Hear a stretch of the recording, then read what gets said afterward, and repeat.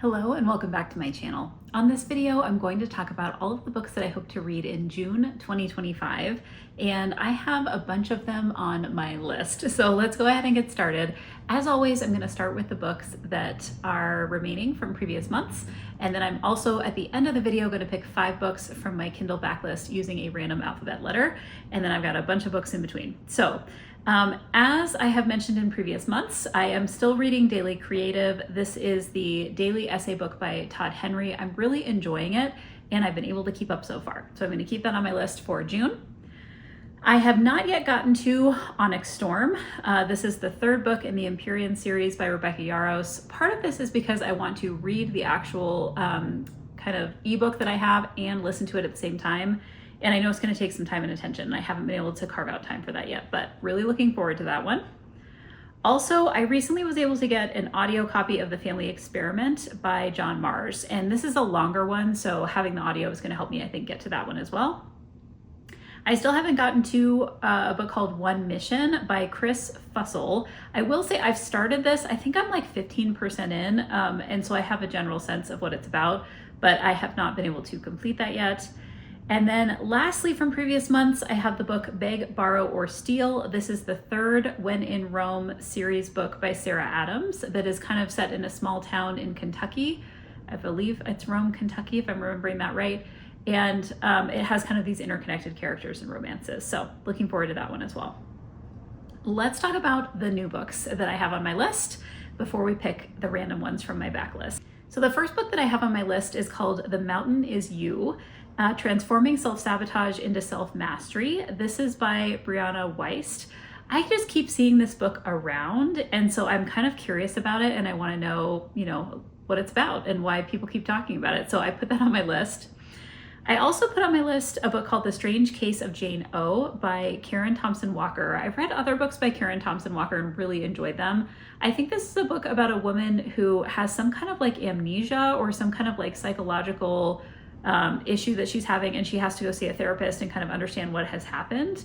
And I'm always kind of intrigued by these kinds of books, and I really like this author, so I thought I would pick that up as well. I also came across this book that the title sounded great, and so I just thought I'll pick it up. I've never read this author before. It's called All Superheroes Need PR by Elizabeth Stevens. And I believe this is about, there's a group of people who come down to Earth from somewhere with superhuman powers. Some of them are villains, some of them are superheroes. And I think one of them decides to switch from one side to the other. Like they're either going from being a hero to a villain or a villain to a hero. I can't remember which one. And so I think that's the general premise of this book, but it sounded fun. So I thought I would pick that up. The next book I have on my list is The Long Flight Home by Alan Hlad. This is a book that I believe is kind of something about, let me actually look at this so I can get this right. It takes place in World War II, and I think it involves birds. Yes, it involves like, is it pigeons or like how it's some kind of birds, homing pigeons that are being used in German occupied France. And so that just sounded interesting to me. I don't know much about it, so I thought I would pick that one up.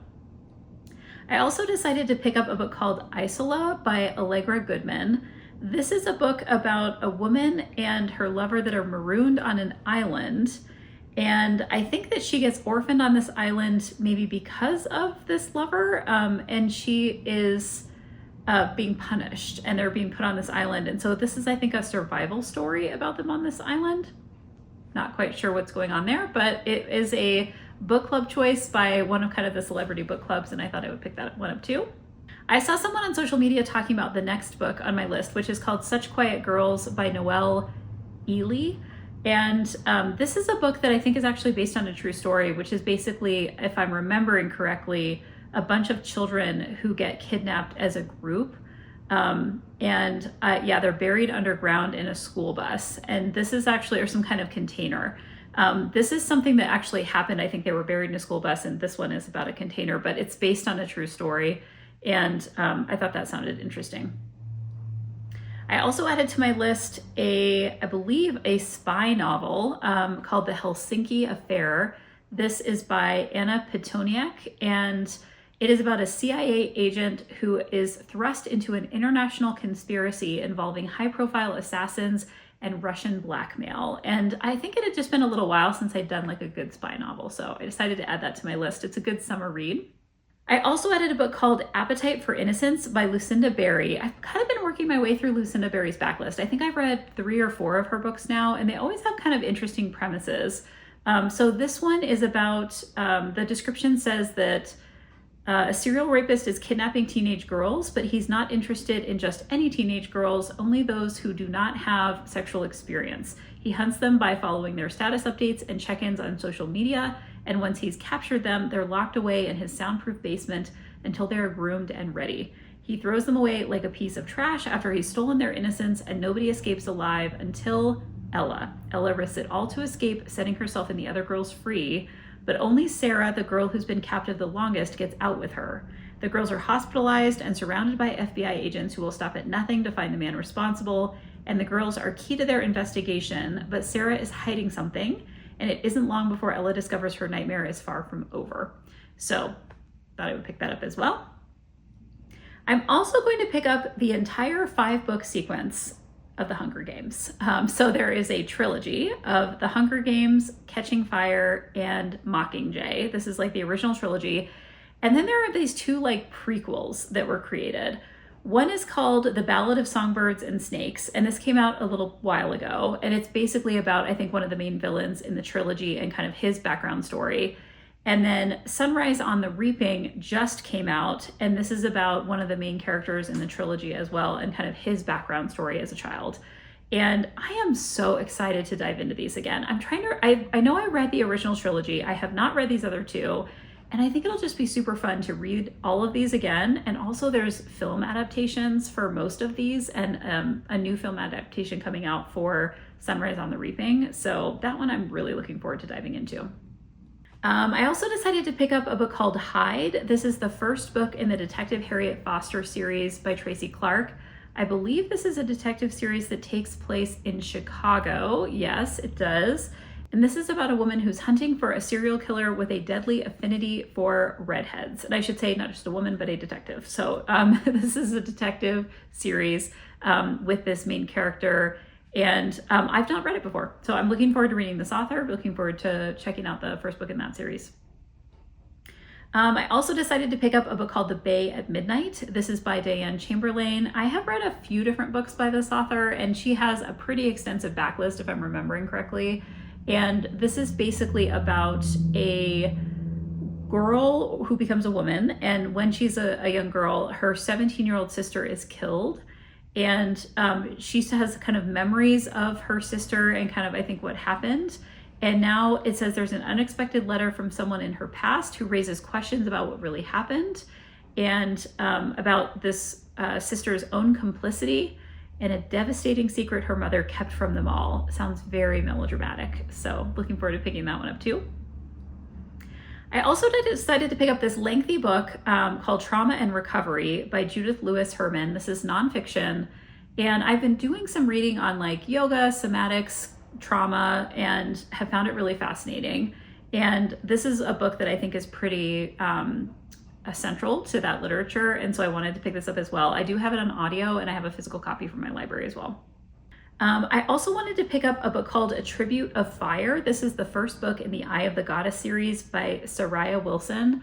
I have a copy of this book from NetGalley. It is now actually out, and so this is kind of one of my backlists from NetGalley that I'm trying to get through. And I was able to get through several last month, so I'm actually kind of working ahead a little bit.